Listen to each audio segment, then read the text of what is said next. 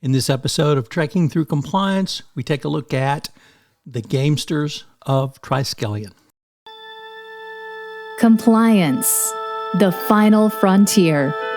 Tom Fox is the Voyager of Trekking Through Compliance. His mission? To explore the original series and seek out and share what it can teach you about compliance.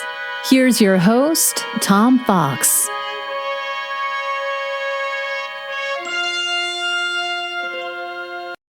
Trekking Through Compliance, Episode 45, The Gamesters of Triskelion. In this episode of Trekking Through Compliance, we consider the episode The Gamesters of Triskelion, which aired on January 5, 1968 and occurred on Stardate 3211.7. Story synopsis. Kirk, Uhura, and Chekov prepare to beam down to Gamma 2, an uninhabited planetoid with an automated communications and astrogation station. Before Scotty can beam them down, however, they are whisked away from the transporter platform. The landing party reappears on a different planet entirely and find themselves standing on a pad bearing a curious three-pronged triad logo.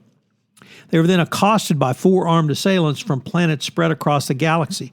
Phasers and communicators no longer work, and for once they are defeated when they resort to hand-to-hand combat. They are then fitted with collars of obedience by Galt, the master Thrall of the planet Triskelion, and taken to their cells. When they try to escape, their collars are activated, subjecting them to great pain and rendering them helpless. Meanwhile, Spock scans the entire solar system they had been circling when the landing party disappeared, but is unable to find any trace of the lost landing party. Ensign Haynes notices an ionized trail from a hydrogen cloud, and Spock follows it across the galaxy to N24 Alpha, some 11.63 light years away. Back on Triskelion, Uhura is introduced to her drill Thrall Lars. Kirk's drill Thrall is the blue-haired Shahna, and Chekov's is Tamu. When Uhura refuses to fight, Kirk is forced to fight the whip-equipped Klug as punishment. Upon witnessing Kirk's successful battle, the providers controlling the Thralls bid for ownership of the newcomers. While on a training run, Kirk tries to distract Shahna by telling her about love. When Kirk asks her about the providers and she begins to answer, her collar of obedience is activated. When she recovers, Kirk seduces her. The providers find this amusing and do not punish Kirk, but make him stop. Back in his cell, Kirk knocks Shahna out and uses her key to free Uhura and Chekov. Spock and McCoy attempt to beam down to Triskelion, but are prevented by the providers. They are, however, put in audio communication with Kirk, who is still on the planet's surface. The providers then reveal themselves to Kirk as three glowing brains, one yellow, one green, and one orange. They threaten to destroy Kirk and the Enterprise, but Kirk makes a bet with the Gamesters about his ability to survive in combat. If he wins, the providers must free Kirk and the Thralls and the Enterprise. If he loses, he offers the entire crew of the Enterprise up as potential Thralls. However, the Gamesters insist that Kirk fight three opponents simultaneously, Klug, Lars, and an Andorian. They also grant the crew of the Enterprise the opportunity to observe the conflict. Amazingly enough, Kirk wins. Amazingly enough indeed, even after one of the opponents is replaced by Shahna. Kirk, Chekov, and Uhura are returned to the Enterprise, leaving behind a saddened Shahna who ends the episode looking up in the sky and utters the classic line, "Goodbye, Jim Kirk." So what's the fun fact from this episode? Well, when asked why his character was never developed more, George Takei, Mr. Sulu, stated that one episode of Star Trek that would have helped to develop Sulu very much was The Gamesters of Triskelion. The first draft of the episode featured Sulu. However, Takei was away on location in Georgia for the filming of the movie The Green Berets, and despite his intentions to appear in the Star Trek episode, he was unable to return to Los Angeles to make an appearance due to complications on that movie set. Much to his disappointment, Takei did not appear in this episode, and yet despite this, he said things turned out pretty well. I got to do the Green Berets, and they rewrote all of Sulu's lines for Chekov, so Walter Koenig got a good break. In spite of the rape scene that fortunately we don't see in this. This episode really is a very odd mixture of heavy and goofy, obviously with the brutal implications of the rape mixed in with some classic James T. Kirk speeches and the wooing of obvious alien women. It's could have been written with Kirk and Spock being made gladiators and getting tortured together, but comforting each other at the end. And there are some interesting biblical implications. One of the most interesting that I came across was that this was Daniel in the lion's den.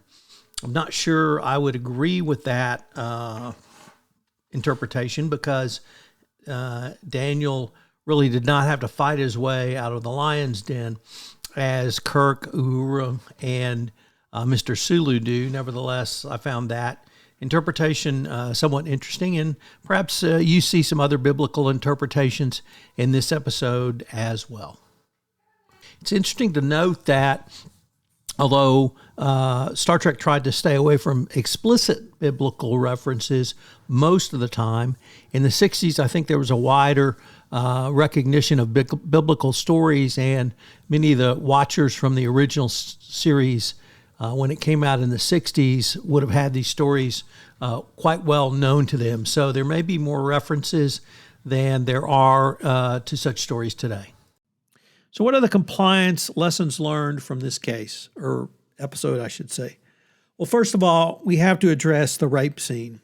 Once again, this is in the 60s, so there had been no Me Too, and as we had on The Enemy Within, we have a rape scene where the Thrall Lars rapes Uhura. Now, this rape happens off camera, so we don't see it, thank God. And I suppose you would expect that from a 60s TV show. But in this movement, or rather this era of the Me Too movement, it's extraordinarily unsettling to see that so blatantly pursued on screen. What about the 3 compliance takeaways? Number 1, do you use the tools available to you? Unfortunately, in this episode, Kirk uses subterfuge on Shahna and is able to manipulate her so that he can steal her key, and that gives him leverage to meet the providers. So what tools do you have that you're not utilizing? But I really want to use this to have a broader discussion about risk. So points 2 and 3 are going to be together around risk. And it starts off with, what is risk? Well, Kirk here, in a fairly bold move, bets the lives of the entire Enterprise crew to get out of the situation he finds himself. So it's unclear if he did a risk analysis. It's unclear if he did a computation in his head. He certainly didn't have Mr. Spock there to help him through, but he's able to bring up a large enough bet that it certainly intrigues the providers. So was it a risk? Was it a gamble? Was it an informed gamble? Or was it simply he could think of nothing else, his back against the wall, and he had to move forward? And then finally, point 3 is flowing from point 2 is, what is risk management? So here Kirk believes that he can actually outfight all of the Thralls, and of course he does. Fortunately, he doesn't kill Shahna, so we get to see her classic line at the end. But the management of risk by Kirk here, I think, is simply outstanding. Join us tomorrow when we take up the episode, A Piece of the Action. If you enjoyed this episode of Trekking Through Compliance, you can help it grow by sharing it with the biggest Trek fan you know.